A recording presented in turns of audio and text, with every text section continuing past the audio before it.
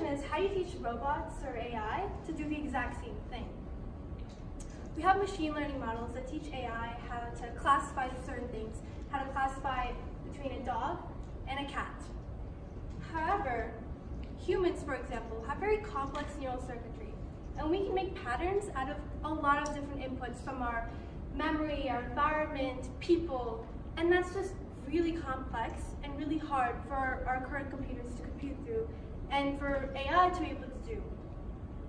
So how do you get computers to be able to classify really complex things if they require a lot of different data that's really hard to compute through classically? Now the question I'm trying to solve is, how can you use quantum computers that have the technology to be able to compute through a lot of data and combine it with machine learning to solve certain problems that just aren't efficient on classical computers? What I mean by efficiency is going back to what's called the complexity theory. Everything in the green circle or within the circle that says BPP are problems that can be run efficiently in polynomial time on classical computers. However, when you go to the red or the orange circle, the NP problems, those are problems that classical computers just can't do efficiently, meaning it'll just take way too long to compute through. Another name for these type of problems can be like optimization problems. So when you have a lot of data, and we're trying to find patterns within that data, but it's just classically inefficient, we're going to need something that can actually do this in time that's relative and polynomial. This is why quantum computers can actually do problems that are NP efficiently. And so it makes sense to use quantum computers to combine it with machine learning and do the classification that is required to do really complex pattern recognition. And it's hard to conceptualize how quantum computers are even able to compute algorithms. What do I even put into the quantum computer so that it gives me an output? So it's very similar to classical computers. You have classical circuits, and then you have quantum circuits. And on these quantum circuits, you have your defined qubits and gates that actually manipulate these qubits around for different phases of matter that give you a different output of zeros and ones. For example, this specific quantum circuit is showcasing quantum teleportation. The first qubit is the ancilla qubit, and you attach it to the second qubit, which basically puts it into an EPR pair or an entangled state within the first two qubits, the first two lines. And after that, you apply a Hadamard gate, which actually puts the first qubit into a superposition. And now when you measure both these qubits, you attach a poly X or poly Z gate, which actually acts like an XOR or NOT gate, where if the output when it's measured is 0, then apply the poly X gate, if not, then poly Z gate. And in the end, you're supposed to get a phase or a state that's been teleported. And so this is arbitrary, it doesn't matter what exactly the circuit's doing, but it's sort of an example of showcasing how you can start applying gates and manipulating qubits to create algorithms or compute them on quantum computers. And what I mean by qubit manipulation with gates is all just matrix multiplication, where a qubit is in one state and has a certain definition of matrix, and you apply a gate and you multiply them together and you get a different state. And that just represents what state the qubit is in after the gate has been applied. And this is how you can start manipulating qubits when you apply many more gates to get a different phase.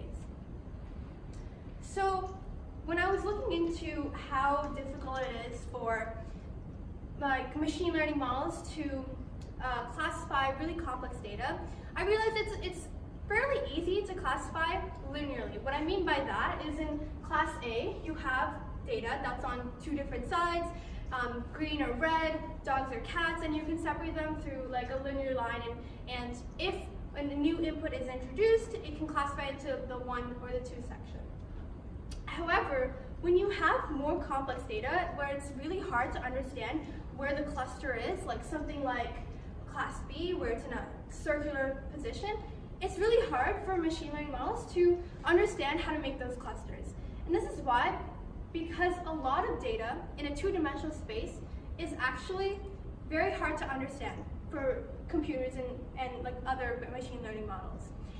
However, there's one specific machine learning model called support vector machines that are able to actually classify data in more than 2 dimensions. What I mean by that is the data back here, the class B, didn't make sense because it wasn't linear on 2D. But now when you actually look at it in a 3-dimensional space, you can now create a surface decision or a 2-dimensional plane that cuts through the 3-dimensional feature space.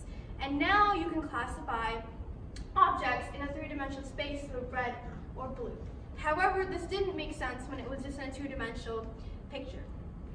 However, a lot of data that's really complex requires many, many more dimensional spaces or feature spaces. And this becomes really, really hard for classical computers to compute through and super inefficient. So now the idea is, how can you combine quantum computers that are able to compute through a lot of data a lot efficiently and a machine learning model that is able to visualize this data in higher dimensions? So now you have an algorithm called the quantum support vector machine kernel algorithm, which actually just combines both these ideas together so you can efficiently classify things in higher dimensional spaces and solve really way more complex problems. So for an example, I'll just quickly go through this code where this is just like a sample toy problem using this specific algorithm, which actually is available on IBM's. You can simulate it on IBM's computers. And you define how many dimensions you have. For this problem, I'm using the breast cancer dataset, which only has if the cancer is benign or malignant, so it's technically still not that complex, but it's just to show how this algorithm would potentially work on a quantum computer. So after I define my parameters and what the dataset and how it's split up, I go into defining the algorithm, which you can actually you don't have to, now really smart people have already created the algorithm and it's available to use, so you don't have to code it by hand, and you can just input it and have all your tests and data sets come in. And then you define your results, so your test accuracy and how they'll be run. So after that, you get a picture like this. Very simple, classical computers can do this, but right now I'm using a quantum computer to do exactly the same thing as classical computers. So this is create a cluster of data points where it's like cancer may be benign or malignant. And what's important right now is, as the hardware develops, these problems will reach complexity that classical computers will just break down at. So now you have visual models where quantum computers using support vector machines or other specific algorithms will be able to compute through and classify way more efficiently. And then you get your test. So your test accuracy is 0.82, fairly okay. Obviously, a lot of this technology is still developing, and it'll continue to develop and get better and better. So this was just an example of how this potentially could work on quantum computers. Now, the implications of this is super important, specifically for advancing the quantum computing field and quantum information processing, because when we have quantum computers, we have quantum information, which is really, really hard to actually understand, and to understand what the heck our qubits are outputting and what they mean.